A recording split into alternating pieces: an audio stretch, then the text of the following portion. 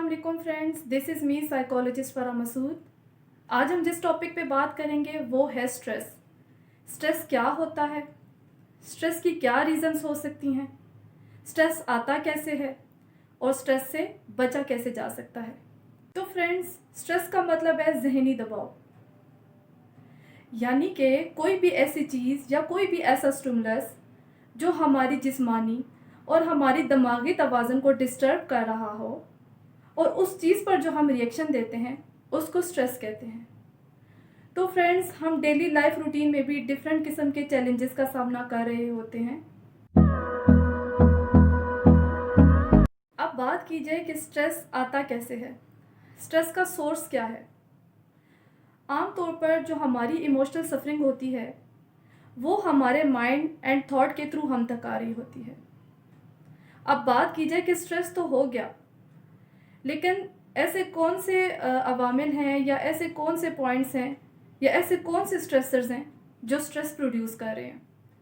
Stress biological भी हो सकता है, स्ट्रेस हमारा कोई भी इंटरनल स्टिमुलस भी हो सकता है, हमारा एक्सटर्नल स्टिमुलस हो सकता है, हमारा इन्वायरमेंटल फैक्टर हो सकता है, हमारा वर्क रिलेट जो है स्ट्रेसर हो सकता है, हमारा इमोशनल स्ट्रेसर हो सकता है। यानी कि स्ट्रेस की डिफरेंट टाइप्स हैं और इनको बेसिकली स्ट्रेसर कहते हैं जो स्ट्रेस प्रोड्यूस कर रहे होते हैं। एनवायरमेंटल स्ट्रेसर कैसे स्ट्रेस प्रोड्यूस कर सकता है? वो कोई भी आउटसाइड शोर हो सकता है, वो कोई भी डिज़ास्टर हो सकता है। इसके अलावा टेम्परेचर अगर हाई हो तो तब भी स्ट्रेस हो सकता है। इन्वायरमेंट में एयर क्वालिटी अच्छी नहीं है, स्मोक है, तो उससे भी स्ट्रेस हो सकता है।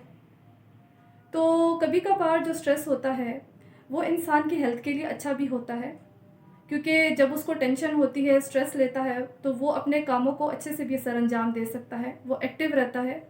लेकिन जब ये स्ट्रेस लॉन्ग टर्म चलने लगे तो वो फिर इंसान की सलाहियतों को मुतासिर करता है। स्ट्रेसर कैसे स्ट्रेस प्रोड्यूस करता है?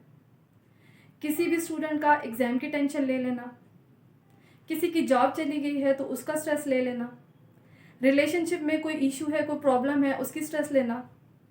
तो ये सारे स्ट्रेसेस हैं जो इंसान के अंदर स्ट्रेस प्रोड्यूस कर रहे होते हैं।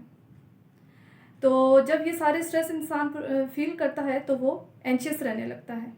इसके साथ साथ वो फिज़िकल कंप्लेंट्स भी करता है। अब फिज़िकल स्ट्रेसर्स कैसे स्ट्रेस प्रोड्यूस कर रहे होते हैं? सर का दर्द हो रहा है तो स्ट्रेस हो रहा है, कोई बीमारी है उसके बारे में वो सोच रहा है तो उसका स्ट्रेस हो रहा है। इसके अलावा थकावट है, स्टमक डिस्टर्ब है तो उसका स्ट्रेस हो रहा है। अब वर्क रिलेटेड स्ट्रेसर्स कैसे स्ट्रेस प्रोड्यूस कर रहा होता है? यानी कि आप जिस ऑफिस में, जिस ऑर्गेनाइजेशन में काम कर रहे हैं, क्या वहाँ पर जो आपके कोलीग्स हैं वो सपोर्टिव हैं? आपका आपके बॉस के साथ कैसा रिलेशन है? आपके कोलीग्स के साथ कैसा रिलेशन है? क्या वो सब सपोर्टिव हैं? इसके अलावा आपको जो जॉब दी गई है, क्या आप अपनी जॉब से सेटिस्फाइड हैं? क्या आपको जो सैलरी दी जा रही है आप उससे सेटिस्फाइड हैं? इसके अलावा जो डेजिग्नेशन आपको मिली है, क्या आपको सिर्फ उसी के अकॉर्डिंगली काम करना पड़ रहा है या इसके अलावा भी आपको एक्स्ट्रा लोड किया जा रहा है? तो ये सारी चीज़ें स्ट्रेसर्स हैं जो स्ट्रेस प्रोड्यूस कर रही होती हैं। तो ओके फ्रेंड्स, अब देखते हैं कि स्ट्रेस का साइकिल कैसे चलता है।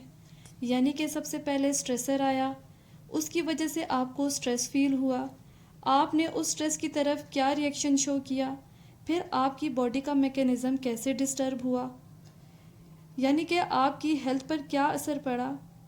इस तरह से आपकी प्रोडक्टिविटी लेवल डिक्रीज़ हो गई और आपका सेंसिटिविटी लेवल इंक्रीज़ हो गया, यानी कि उसने आपको मोर प्रोन टू स्ट्रेस कर दिया, यानी कि इसने आपका स्ट्रेस लेवल इंक्रीज़ कर दिया।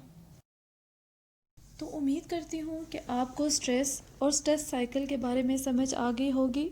तो इंशाल्लाह नेक्स्ट वीडियो में हम स्ट्रेस मैनेजमेंट की बात करेंगे। तो तब तक के लिए अपना ख्याल रखिएगा। अल्लाह हाफिज़।